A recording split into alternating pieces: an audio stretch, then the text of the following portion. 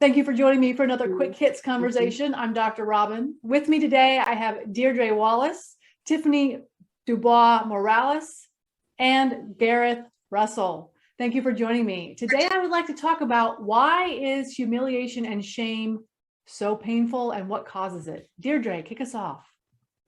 Well, shame is the fear that we are not good enough to be loved, not good enough to be cared for, and that then leads us to feeling bad and feeling that we need to punish ourselves.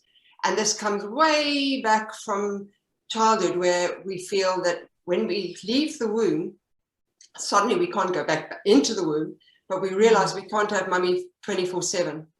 And as a result of realizing this and realizing that that gap between mummy leaving the room, brushing her teeth, and so on, forms a gap that then is going to inform us for the rest of our lives as to who we are and what relationships we are going to form.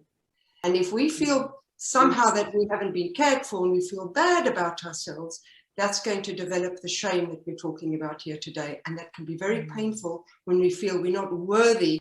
I hadn't thought of the connection with birth. So instinctively, I think of experience in childhood, because it sounds like that's where a lot of this stuff gets hardwired. And I think there's a really important point about the kind of language that we hear and the conversation that we're having with ourselves. And it almost feels like, to your point, Deidré, we have these experiences in later life and we're taken back to that very vulnerable state where we've got this stuff going on about not being good enough. And it's almost like this committee is judging absolutely everything that we do, and everybody's in agreement that we're an awful person. There's no dissenting voters. It's you versus the world.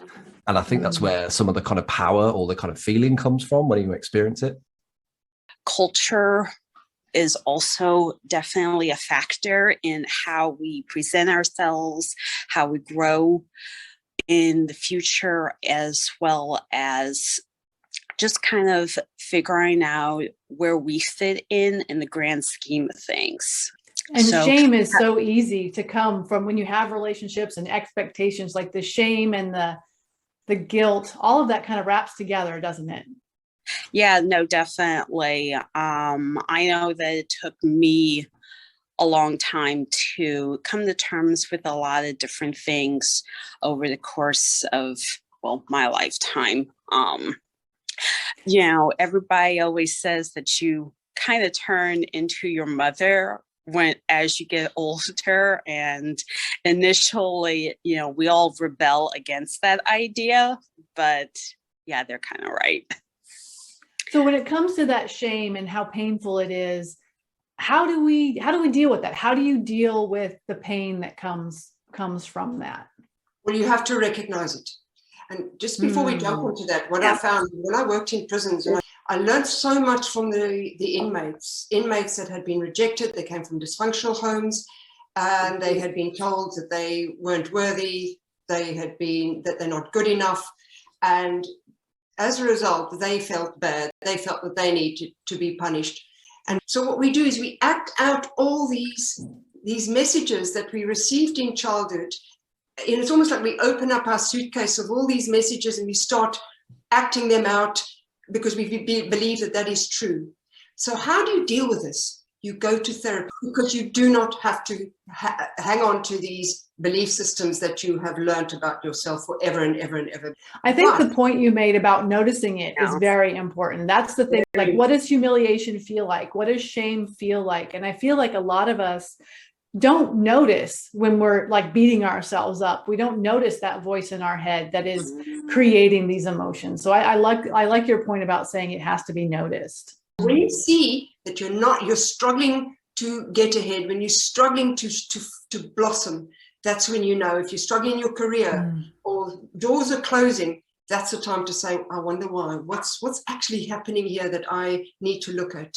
Everything can kind of be interconnected through the relationships that you cultivate. If you're going around, blaming people for your perceived failure in something, if you are doubting yourself, or like just kind of like putting yourself in the situation to fail, I also think that's connected to, your feeling of worth or worthlessness, your anxiety and everything else. I mean, I certainly get that way with my cookbook that I still haven't published yet, because Gareth, I would love to hear your thoughts. So I think there's a really big link for me and what I'm hearing about self-esteem. So absolutely, I'd agree with Deidré. Like, working with someone, whoever that is, therapist, change worker, coach, someone who can help you see yourself in a new way is really powerful. Related to that, how are you in keeping commitments with yourself? Because if you miss time and time again on the things that you say you're going to do, like, your self-esteem is your reputation that you have with yourself. No one else is going to know because you haven't told anybody this is what I'm going to go and do, but and so if you're in the habit of making commitments and then missing them, I've been there for a long old time, so I speak from experience, it chips away at your self-esteem, and it doesn't change overnight, but it can get you to a really bad place. And then when you're in that rut where you've got this story going on about not being worthy, and then you're reinforcing that by not doing the things that you told yourself that you would do, that's a really deep hole to dig yourself into, I think. And then you'll end up finding that you're attracting, so you come with who you are every day to your work or into your relationships, and birds of a feather flock together. So you're going to attract relationships, or you're going to attract business partners, or you're even going to walk into the office and attract colleagues that mirror your stuff. You'll attract people who are not successful, and so you'll find yourself disempowering yourself by the people that you're attracted with, because none of you are doing that. So you'll just do the same. So I have one last question I want to ask really quickly before we're out of time. And that is, can someone else humiliate you or make you feel shame, or do you get to control that? Oh, that's a nice one. I would probably say that you are responsible for you. So if you feel like you're a failure, that's probably directly due to how you approach the situation. No one can honestly say you're worthless, you won't amount to anything. Only you can recognize it and then fix it. Gareth? I think it's probably both. So both and rather than either or, but absolutely what Tiffany said is really, really valid. You have agency over how you respond to absolutely anything that comes your way. So someone could say those words and you might be of the mindset where it becomes fuel for you almost. You turn like haters, air quotes, into motivation. That's like just as valid a reaction as going really like inwards and feeling really deflated and awful.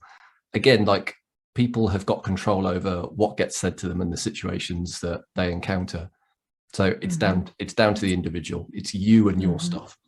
Deidré, give us the final thoughts on that. That's called projection. And I often use two cushions. And two people, and you pass a cushion, two people who you play tennis with. So you tell somebody you're really horrible, and you press that onto somebody. You say, really, you're horrible. Now, it's up to you. Do you take that on board? Do you link in? Do you connect with that? Or do you say, hang on a minute, this stuff is not mine, so I push it back? Or do you look at it and say, oh, I do actually have to apologize for this, and then do something when you pass it back? Or do you just discard and say, oh, I'm not taking it on board? But you can only do that if you really, really know yourself well. So that you can identify with the projection, called projective identification, or you can play the game, make sure that you don't get sucked into the game, that you start to identify and connect with this and believe that you actually are bad and you do need to be punished and you're unworthy and horrible and terrible and all the things that you might believe are true. Well, thank you so much for having this conversation with me. That is our 10 minutes. I look forward to talking to you all again very soon. And thank you very much for having us. Thank you so much for inviting us. Nice meeting you.